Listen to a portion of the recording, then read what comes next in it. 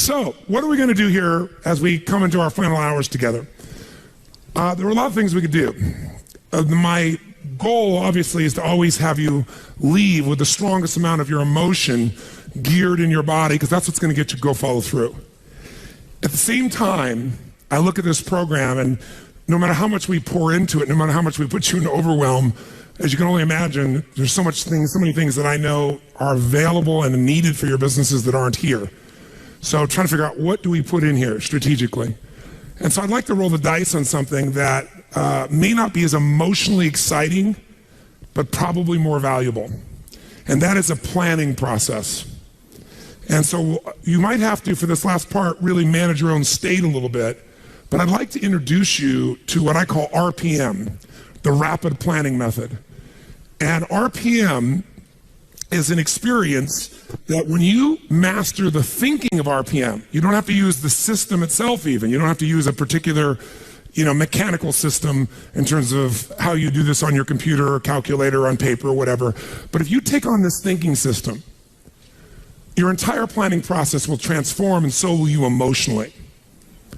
And most people in life, when they're trying to plan something, when they're trying to put something together, like plan their day, we all learned yesterday that what controls our focus controls our life. Whatever we focus on, we feel, even if it's not true. Do you agree with me on this, yes or no? And everything's trying to get our focus all the time, right? Advertising's trying to get our focus, your phone's ringing, in your pocket it's buzzing, and that buzz is either your phone, or it's an email, or it's a text. There's this constant something trying to get control of our focus. But what you focus on determines your destiny in your life. So if you don't take control of it, somebody else will. And so the challenge is, even we try to take control of our own focus, even we try and attempt to do this, usually there's so much distraction that it becomes very difficult to do it. And even if you did it in the traditional way, and you were going to go out tomorrow, and you're going to plan your day, or you're going to plan your week, you're going to go home. In order to plan it, you're going to have to come up with some answers for the week. And the question you're going to ask, if you don't know RPM, is what? What do I need to? Say it nice and loud. What do I need to? And that's a good question. It's much better than, why do I have to do this? It's much better than, what the hell do I do? A few modifiers around that language and you'll feel very different, won't you? So when you ask, what should I do? The answer you're going to get is usually based on whatever is most pressing on you at that moment. And what tends to press us is either something painful, right? Right now I got to do this, because if I don't do this, something's going to happen. Or something that we want, something pleasurable. Is that true? Or it could be our own sense of vision. But that's usually the last thing that we focus on. How many agree with me on this? Say aye. So let's say, for example, someone keeps coming to you and goes, I need this, and I need this, and I need this. And they do that in the form of your text. They do that in the form of a phone call. They do that in the form of an email. They do that in the form of walking up to you and go, hey, Tony, can I ask you a question? And right in that moment, they're coming to you and they're asking for the most valuable thing you have in life, your focus. Because out of your focus, you're going to put your attention, your energy, your intellect, your emotion, your thoughts, your lifeblood. And the way you invest focus is the way you invest thought, feeling, emotion, and life. And wherever you spend that focus is going to determine what you end up with in this life and what you're able to give in this life. So focus, bless you, is the single most important component you got to learn to take control of. And most of us are not very good at this. Primarily because the culture has conditioned us to respond to what we need to do. And when you're coming up here, Dr. Ruth here in front of me, and she goes, Tony, what I need to do right now is being dictated by the environment, not necessarily by what is most important for me or my mission or my direction or my life. Now in a seminar, it's appropriate most of the time because this is what I'm here to do. But even in seminars, sometimes I have to say, can I get back to you in a moment? Because I have to do this because I'm also running this damn thing. I'm not just on stage, right? So the combination makes me have to look at it. And there's an army of people back here running it, and I got to help them, or they got to help me, and a lot of moving parts. So sometimes I got to stop and not let you take my focus, even though I'd like to give it to you. But if I were to ask, what do I need to do? I'm going to get a certain quality of answer. Let me give you an example of what I mean. True story. President, I won't go any deeper than what I can reveal without being disrespectful in any way, shape, or form. I would never do that.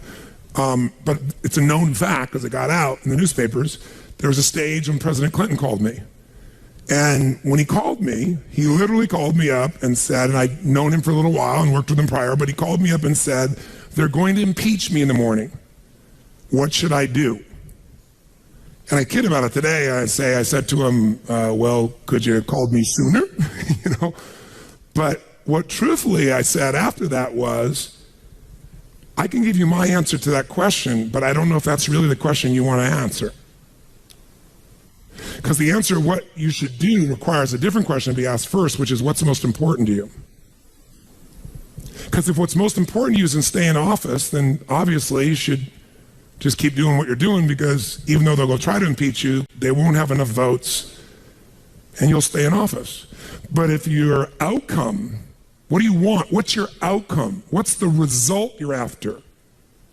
That changes what you do. If your outcome is to regain respect from mothers, fathers, what they can say to their children about the President of the United States, then based on that, you might have to do something different.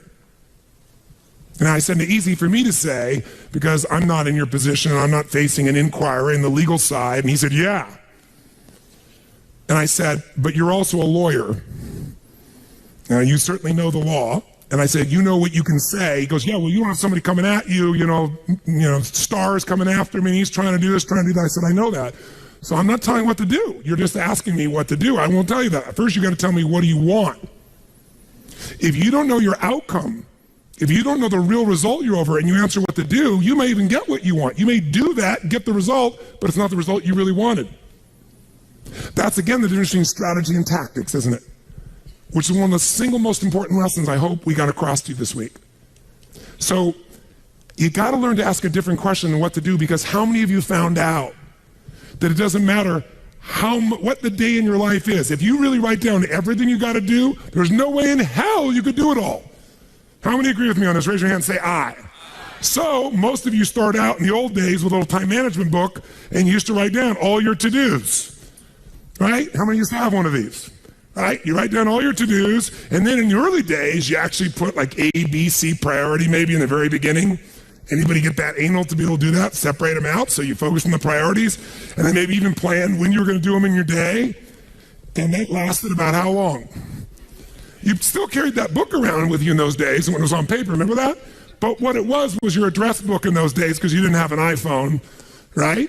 It was your calendar and your address book and a few crappy things you wrote down, but you never sat down and wrote the whole list out because you knew you weren't going to do it all, and it just felt like hell every day to rewrite it all. Who can relate with what I'm saying as being true? Say aye.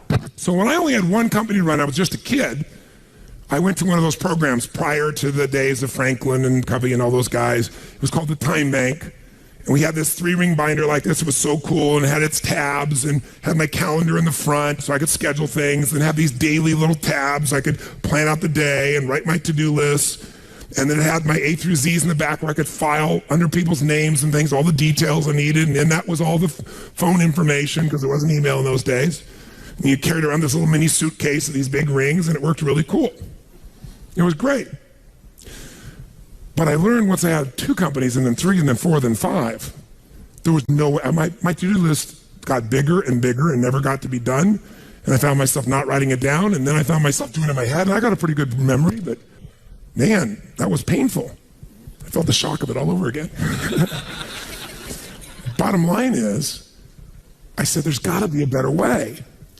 And I kept thinking, what controls our life is what we focus on. What we focus on, we feel. What we feel and focus on, we move towards. Wherever focus goes, energy flows. So wherever your focus goes, energy flows. So if I want to control my focus, the most powerful way is by asking what? Better questions. So I need to come up with a better question, because what to do is a painful question. And it's a stupid question very often. When you're starving hungry on the first day, what to do is obvious. Go get some food. But some of you, in spite of the hunger, and those who've never been to a program in my mind, the pissed offness with Tony Robbins that he would go so long, People went back, they go, but this is not right. And so they said, then go get some food. They go, no, but I don't want to miss it. Now, our fault for not communicating in advance, but the point of the matter is most of you decided what to do based on a larger outcome than the urgency of current pain. You decided, no, what's most important is to get this material, even if it's a little painful in the short term. I can eat a little bit. I'm hungry, but I can survive. I am not in Africa. This is not the last meal that I've had for 6 weeks. There may be some body fat I could be burning in the next 2 hours while I'm learning. Who knows? You know, maybe. Maybe I'm not really dying. Maybe that's just the language I use, and the language I use is producing my emotion. People say they're starving. Really? Look in the mirror. Are you starving? No, I didn't say that to anybody because no one came up and said anything to me about it. That Tony. Oh, Tony, will you take a picture with me? Yes, of course, right?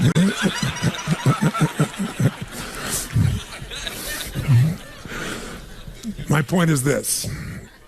Where focus goes, energy flows. You must control your focus. You do it with questions. If you ask the same questions as everyone else, you end up with the same answers. So, how did Bill Gates change his economic world? He was a software designer who didn't say, how do I make better software? He asked, and caught everyone else to ask, how do we become the intelligence that controls all computers worldwide? How do we become the intelligence that controls all computers worldwide? Now, when that's your outcome, do you end up with a different to-do list than if your outcome is to build the best software, yes or no? Yes. And that's why he's one of the richest men on earth. Change a question, change your life. When it comes to planning your life, I want to get you to learn to ask 3 questions now. And the first one is not, what am I going to do? And how many understand why now? Say I. The question you want to ask yourself is, what do I want? What's my outcome? What's my result? The word RPM, the first one is to get you focused on the target. The target is not the activity. The activity can change. It's what's the result I'm after. If you know exactly what it is you really want, what you desire, what you're really after, clarity is power. The more clear you are and specifically what you want, the faster your brain can get you there. But if you're generally saying things like, what do I want? Well, you know, I want more money. Fine, here's $1, get out of here. Did you achieve the outcome? Yeah, when you're that general, you think you're not getting your goal, you are. The way you language your goal, the way you think about it, you're receiving it. I want to feel a bit better. I want to lose some weight. Fine, you lost a pound, you're done. Because your brain's like a servo mechanism in a bomb and a missile. In the old days, you shoot a missile and the target was going, and if you missed the trajectory, you missed it. Today, what happens when the missile's not on course? What happens? It locks on the heat signature, and what does it do? It moves and follows it. That's the way your brain is if it knows the outcome, if it knows the result. So RPM starts with, I got another result. This is a results planning system. The rapid planning method, but you can think of it as a results planning system. I need to know the result I'm after before I ever ask myself what to do. That takes more time, but it's worth it. Now, for time's sake, I'm not going to do this with you right now, but I'll tell you what I do when I've taught this to people and I've got a full weekend to do this in. Just give you a picture. If I asked you right now to write out your name, your full name. Now, some of you abbreviate your signature, but write out your full name in cursive. Go and do that one time. Write out your full name in cursive. I can't even use the word cursive. Is that really the word people still use? It means in handwriting, I guess, but in cursive. Just write it out full name, because you can do this later on. Full name. If you normally abbreviate, don't do that. You have to write out the full name. Now, if I had you get with a partner, and you can try this later if you want. I'm just going to tell you because I don't want to take the time because we have such limited time today. And I have your partner say to you with a stopwatch here, okay, ready? And I go, go. And you write it out. And you tell me when you're done. I go, stop. And I write down how long that was. So let's say you wrote out your signature and it took 5 seconds. And they say, ready? Write it out. Ready? Go. You tell me when you're done. Stop. And I write down 5 seconds.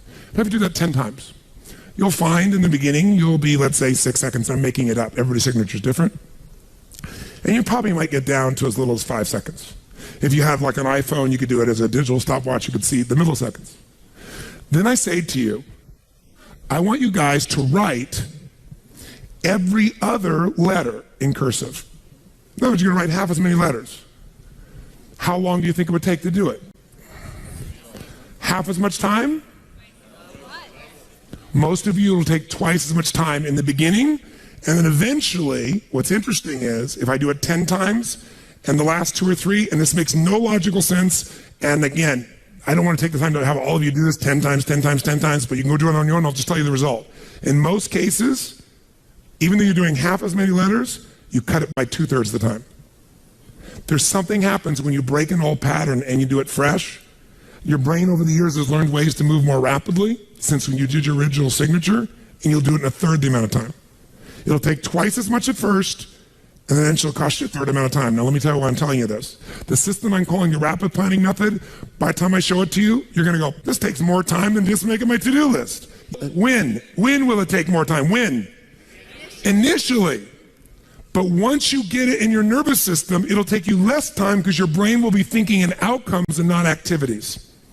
And when you think in terms of outcomes and not activities, pretty soon some of the activities in your list you don't even need to do to get the outcome. You find a better way to get the outcome quicker. Now, how do you do that? Yes, 3 questions. Question 1, what is my result? What is my outcome? What is it I really, truly want from this? If you're going back next week, and you say this next week, what are the most important what? Outcomes for me to get this week in my business. And you just write those outcomes out, not your action items, the outcomes. If you do that and nothing else, you'll be ahead of the game. And if you just keep looking at those outcomes every day, how am I doing on that outcome? Your brain will come up with ways to get to that outcome. I promise you. Focus on outcomes, not on activities. Action for most people, activities, most people mistake movement for achievement. They mistake action items and to-dos for achievement. We're after the achievement. Are you with me on this? Yes or no? Yes. It's a different way of thinking, and I think all of you inherently have it, but if you make this ritualized, just like the things you've learned this week, they're all great, but if you don't systematize them, they'll work when you do them. But if you systematize them, right? And you see like Mr. Hallman here, where he goes in and just does it and makes sure it's being done again, or what you've seen Chet do, or what I do. You just do it over and over again, you don't miss it. Now the results are geometric. So I want to get you to systematize the thinking, whether you do it visually the way I'm going to show you or not. So, first question, what's the result I'm after? What's the ultimate result? What do I want out of this week, out of this thing, out of my business, out of my life, for my body? And you want to be as what as possible when you describe that outcome, that result. As what? As clear and specific as possible. Generalities will confuse you.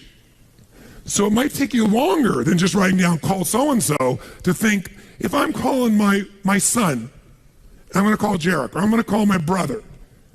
This is what goes through my head before I call him, always. What's my outcome? Because I don't want to just call him.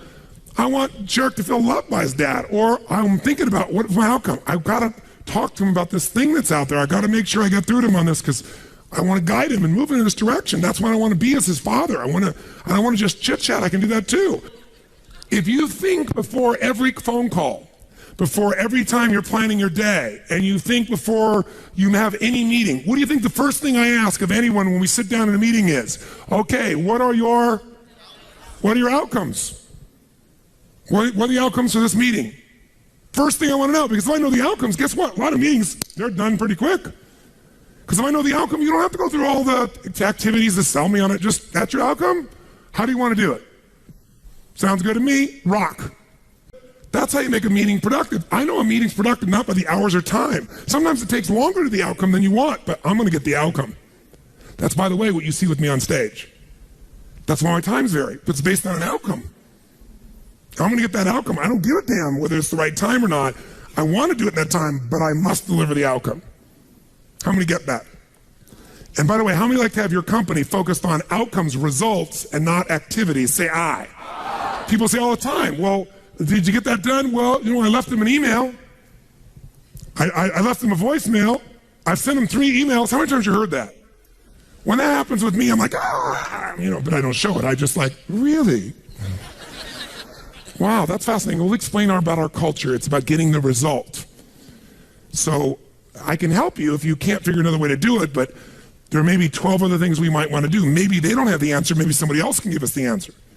The outcome was to get this information, not to leave an email or 12 or 3 voicemails. That will not do any of us any good. How many follow?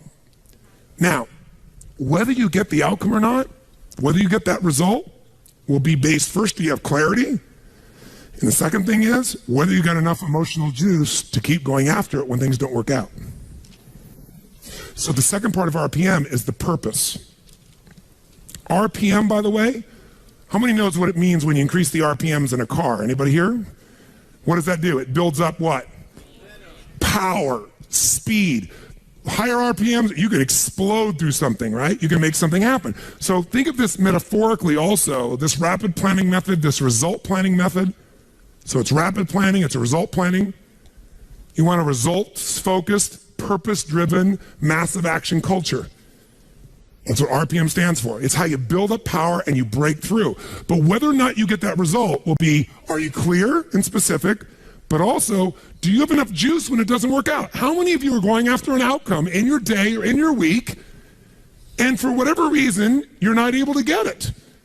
The person doesn't respond, they're not there, the thing's not there, something interferes, somebody interrupts you. Who's had their plans interrupted? Raise your hand and say, I.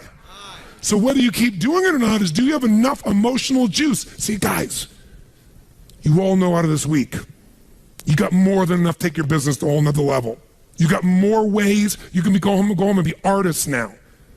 And some of it, went by so fast, but many of you get the program, you'll watch enough times, you'll be there. Some of you are going to invite us in, we're going to be there and make sure you do it. So it's going to happen. But the art of it being followed through or not is going to come to you have the emotion to follow through, and that needs to be a part of your thinking also. So the next question I've always asked, besides the outcome, is why? Why is more important than how? Why are we doing this? What's the purpose? Purpose is more powerful than object. Purpose is more powerful than object. You say, I want $1 million. That's a great objective. I want $1 billion. Great objective. I want to feed 3,000 children in my community. That's a beautiful objective. It's even more specific. But even that objective, you might get excited about so you realize what it takes to feed 3,000 kids, right? And the politics involved, and all the people that don't follow through. And then you have this good intention, and somebody else is pissed off because one of the kids didn't get fed. Right? And you did everything you know how to do. What's going to make you keep going? Purpose. Why do you want to feed those 3,000 kids? Why do you want to make that $1 million, that $1 billion? Why are you going to take your business to the next level?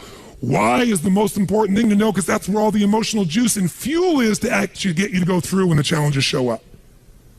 Every person you see who's on fire and is successful knows the why. And you know what the problem is? You might know the why in the beginning. You wrote a mission statement and stuff like that. You got to know why you're doing this right now. This right now. That's what's going to engage you and activate the why. You might have a why, but it's not active. How many follow the difference when I'm talking about here? Say I. Otherwise, that little law of familiarity shows up. Well, we're doing this because da-da-da-da-da, and you repeat the why, but it has no emotion behind it.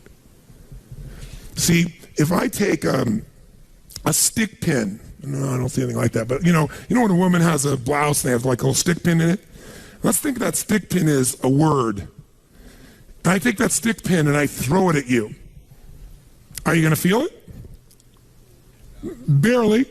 But if I take that little stick pin called a word and I wire it to the back out of a giant iron bar called emotion, now I can take that stick pin and put that thing right through your heart. That's the power of why. RPM. R is the result, the outcome, what you're after. P is the purpose. It's the why. 80% of success is why.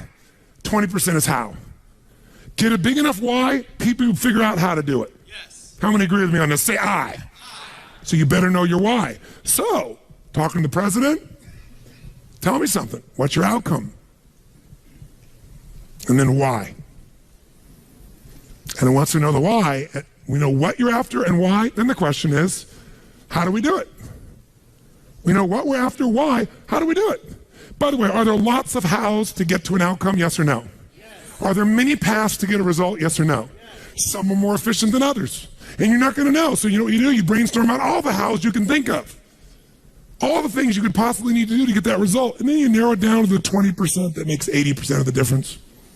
And you'll find out you don't have to do that whole to-do list. In fact, wouldn't it be nice to write your whole to-do list and not do it and still get the outcome? How many prefer that? Say I. That's RPM. I love it when I don't do my to-dos and I got the outcome. That's the coolest thing in the world.